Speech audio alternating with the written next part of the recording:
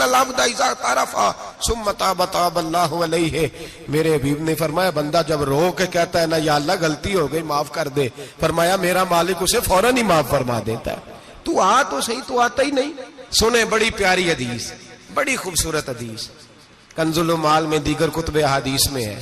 حضرت ابو ہریرہ رضی اللہ تعالیٰ عنہ فرماتے ایک بابا جی نبی پاک کی بارگاہ میں آئے، اور جب وہ واپس جانے لگے تو میں نے عمر پوچھی تو عمر تھی 96 سال. کہتے ہیں بزرگ جب آئے نا تو یہ بھویں جو ہے نا ان کی سفید ہو کے تو یوں آنکھوں پہ آ گئی. بڑی چھڑی بابا جی نے پکڑی ہوئی اور دونوں ہاتھ پکڑ کے نا چھڑی کے اوپر جھکے ہوئے ہیں ایک جانب. قربان جاؤں، کہتے ہیں جب وہ بزرگ مسجد میں داخل ہوئے تو میرے رسول نے کھڑے ہو کے استقبال فرمایا، کھڑے ہو. اور نبی کریم صلی اللہ علیہ وسلم نے آگے بڑھ کے بابا جی کو بازو سے پکڑا اور بٹھایا. حضور بیٹھ گئے. کہا بزرگوں کیسے آئے ہو؟ تو کہتے ہیں وہ بابا جی بات کرتے تو آنکھ کھول کے پہلے حضور کا چہرہ دیکھتے، پھر وہ بات کرتے تو ان کے لب و لہجے کے اندر بڑی پریشانی، بڑی تکلیف، بڑی مایوسی. عرض کرنے لگے یا رسول اللہ، حضور زندگی ساری گناہوں میں بیت گئی ہے، حضور غلطیاں ہی غلطیاں، یاد ماضی عذاب ہے، یا رب چھین لے مجھ سے حافظہ میرا. اے اللہ کے رسول بڑی لمبی فہرست ہے، پاپ ہی پاپ ہے، کالے سیاہ دفتر ہے. یا رسول اللہ صلی اللہ علیہ وسلم جب پلٹ کے دیکھتا ہوں حضور مجھے نیکی دکھائی نہیں دیتی. حضور اس عمر میں آپ کا ایک صحابی ملا ہے، اس نے بات سمجھائی ہے تو تھوڑا خیال آیا ہے، لیکن یا رسول اللہ صلی اللہ علیہ وسلم اب میرا وجود بیکار ہو گیا ہے، حضور بوڑھا ہو گیا ہوں. 3 باتیں کہیں بزرگوں نے اور نرالی کہیں. کہنے لگے یا رسول اللہ صلی اللہ علیہ وسلم، حضور اب تو میری کمر بھی سیدھی نہیں ہوتی کہ میں نماز ہی صحیح ادا کر سکوں، بوڑھا ہو گیا ہوں. یا رسول اللہ صلی اللہ علیہ وسلم اب میرے اندر طاقت نہیں کہ میں محنت مزدوری کر کے صدقے اور خیرات دے سکوں. یا رسول اللہ صلی اللہ علیہ وسلم اب میں تلوار لے کے جہاد بھی نہیں کر سکتا. حضور نہ میں لمبی نمازیں پڑھ سکتا ہوں، آقا نہ میں صدقات و خیرات دے سکتا ہوں، محبوبہ نہ میں دین کے لیے کوئی جہاد کر سکتا ہوں. بیکار وجود ہے، بیکار. بیکار وجود کو تو گھر والے برداشت نہیں کرتے، بچے دعا کرتے ہیں یا اللہ ابا جی کو پردہ دے دے، اماں کو پردہ دے دے. بیکار ہو گیا ہوں اور آج آیا ہوں تو مجھ بیکار کو میرا رب قبول کر لے گا؟ آج کلمہ پڑھوں تو بیکار ہوں، کسی کام کا نہیں، نہ نماز نہ صدقات نہ جہاد، قبول کر لے گا؟ حضرت ابو ہریرہ فرماتے ہیں جیسے برسات میں بارش کی جھڑی لگتی ہے، یوں مصطفیٰ کی آنکھوں سے جھڑی لگ گئی.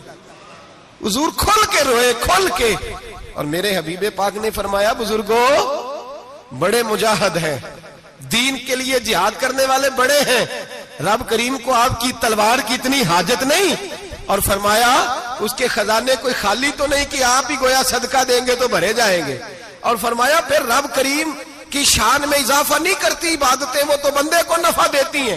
میں بزرگوں نہ آپ جہاد کریں نہ آپ صدقات دیں، لا لمبی نمازیں پڑھیں، آپ صدق دل سے آ جائیں. اللہ کے رسول کا وعدہ ہے رب آپ کو بغیر حساب کتاب جنت عطا فرما دے گا. آنا تو شرط ہے کہ نہیں؟ آئیں تو صحیح، نہ پہنچے تو صحیح، آ جائیں. اس کو نہیں عادت صدقات و خیرات کی، جہاد کی، تبلیغ، آئے تو صحیح. نہ تو آ ہی نہیں رہا، تو گھر میں بیٹھا ہوا ہے، تو سویا ہوا ہے، تو دکانداری کر رہا ہے، تو پیسے گن رہا ہے، تو آیا ہی نہیں، آ تو صحیح. بلکہ میرے نبی پاک فرماتے ہیں جب اللہ پاک کا بھاگا ہوا غلام آتا ہے پھر تو اللہ زیادہ راضی ہوتا ہے، پھر تو اللہ زیادہ راضی ہوتا ہے، زیادہ راضی ہوتا ہے. تو آ تو صحیح، پہنچ تو صحیح. بلکہ صوفیاء تو اور بات کرتے ہیں، وہ کہتے تو کبھی بھول کے بھی رب رب کرے تو اللہ تو اسے بھی قبول کر لیتا ہے. بھول کے، ملا رومی کہتے ہیں بنی اسرائیل کا بندہ ہے، صنم پتھر کو کہتے ہیں، بت کو کہتے ہیں، بت کے سامنے کھڑا ہے اور ساری رات کہتا ہے یا صنم یا صنم یا صنم، اے پتھر اے بت، ساری رات پکارتا رہا. رات گہری ہو گئی، نیند کا غلبہ، تھک گیا، سونے کے قریب آیا تو غلطی سے منہ سے نکل گیا یا صمد، یا صنم کی جگہ نکل گیا. رب کریم نے فرمایا جبریل دوڑ کے جا، جو مانگتا ہے اسے دے دے. حضرت جبریل عرض کرتے ہیں مولا بھول کے تیرا نام لے رہا ہے، بھول کے لے رہا ہے تو رب کریم نے فرمایا چل نام تو میرا ہی لے رہا ہے نا، میرا لے رہا ہے نا یا اللہ۔ وہ اللہ کریم نے فرمایا جھوٹے کے سامنے ساری رات کا کھڑا ہے، ساری رات کا پکار رہا ہے، اسے کچھ نہیں ملا تو سچے کا نام لیا ہے، اگر میں بھی کچھ نہ دوں اور بت میں اور مجھ میں فرق کیا رہ جائے گا؟ جا جو مانگتا ہے جھولی بھر کے دے، نام تو لیا ہے نا۔ او بھائی تو بہانا تو بنانا، وہ آ تو صحیح نا، تو یہاں آ جا، پہنچ جا، آ جا، بس بیٹھ جا، اس کی بارگاہ ناز میں حاضر تو ہو نا، تجھے فرصت ہی نہیں۔ تو یاروں کے لیے ٹائم نکالتا ہے، بازاروں کے لیے ٹائم نکالتا ہے، گلیوں کے لیے ٹائم نکالتا ہے، چوکوں چوراہوں کے لیے ٹائم نکالتا ہے، ہفتے میں ایک دن ہوٹلنگ کے لیے بھی جاتا ہے، لیکن کبھی چھپ کے 2 نفلوں کی تجھے توفیق نہیں ہوتی۔ اور میں کئی دفعہ کہہ چکا ہوں، جس بندے کو بغیر عبادت کے رزق زیادہ ملنے لگ جائے اس پر آزمائش ہوتی ہے رب کریم کی۔ اللہ فرماتا ہے اس کو پیسے دو، اسے آنے نہ دینا، اس کو چل پیسے دوڑ جا۔ لوگ سمجھتے ہیں میں بڑا ذہین ہوں، عقل مند ہوں، دیکھو میں اپنی ہوشیاری سے، چلاکی سے آگے نکل گیا، تو آزمائش ہے، یہ تو آزمائش ہے رب کریم کی طرف سے، یہ تو اس کی خفیہ تدبیر ہے میرے بھائی۔ اس کی بارگاہ ناز تک جو آ گیا، آنا تو ہماری ذمہ داری ہے کہ نہیں، پھر اس کی رحمت آگے بڑھ کے استقبال کر لیتی ہے۔ اور خدا کی رحمت کتنی زیادہ ہے، میرے حبیب کریم سید عالم صلی اللہ علیہ وسلم نے فرمایا اللہ نے اپنی رحمت کے 100 حصے کیے۔